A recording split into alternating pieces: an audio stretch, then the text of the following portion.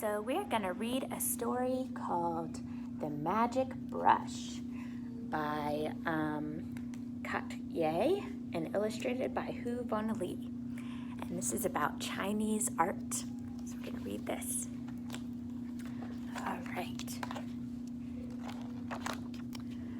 Agong was Jasmine and Tai Tai's grandfather from a faraway land. One spring, he came to live with their family. He could fold rice paper into 100 fluttering birds. He could peel an orange in one long, curling, swirling peel. And he could name every tree and flower and insect in their garden.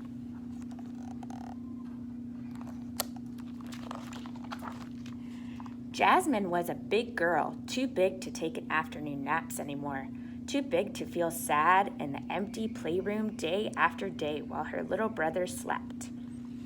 But one day, the playroom wasn't empty. "Come with me, Jasmine," Gong said. "I think you are ready." "For what?" she asked. Gong smiled. "Magic." Wide-eyed, Jasmine followed him to his room.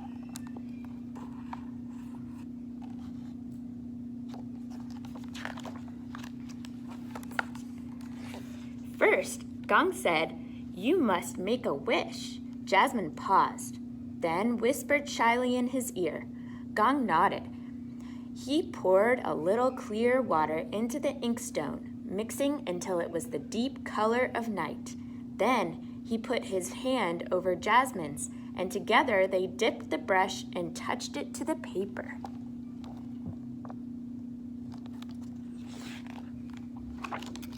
Once there was a girl named Jasmine who could fly as high as the moon and the stars, Gong said.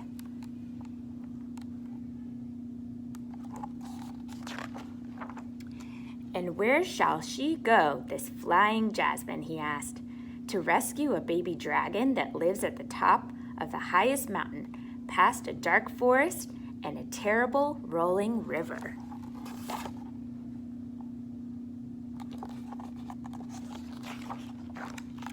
"And what of this river?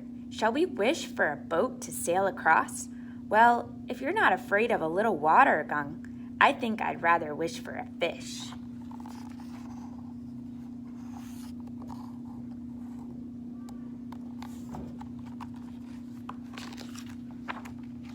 "Oh no, it's the dark forest. Look at all the eyes. Perhaps if you wish for a flame for our lantern, you will see that things are not always as they seem. Monkeys."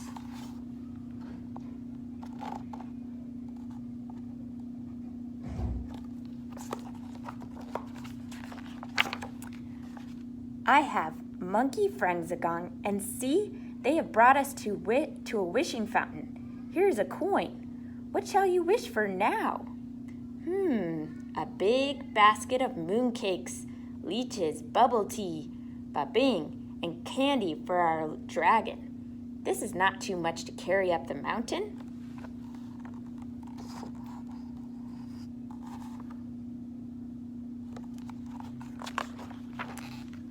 "Not if my last wish is for a horse that can fly."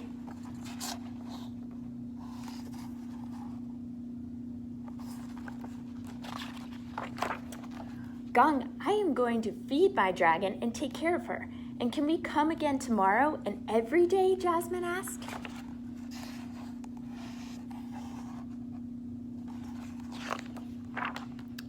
Gong looked up from the papers. "Yes, Jasmine, we can come every day.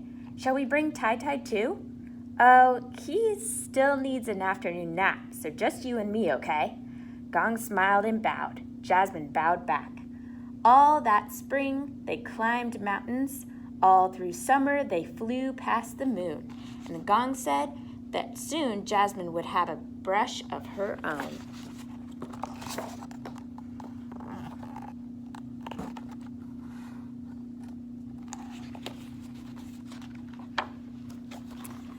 But in the fall, Gong became very ill.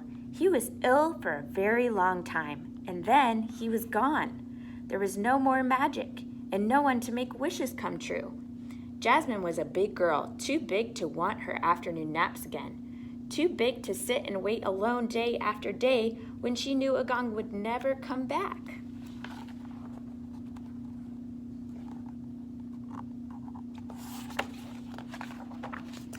But one day, Jasmine wasn't alone. Tai had snuck away from his nap to find her. Too big for a nap, he insisted, but he hesitated, unsure, outside Agong's door. Jasmine looked at her little brother for a long time. "Come here, Tai," she finally whispered. "I think you are ready." "For what?" he whispered back. Jasmine smiled, a small, crooked smile. Magic. Wide-eyed, Tai came into Agong's room.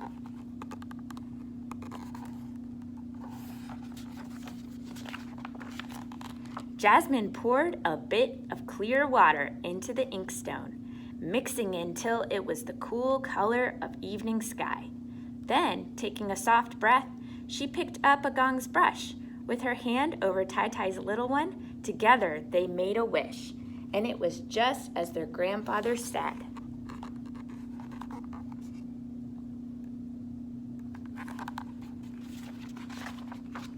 Magic.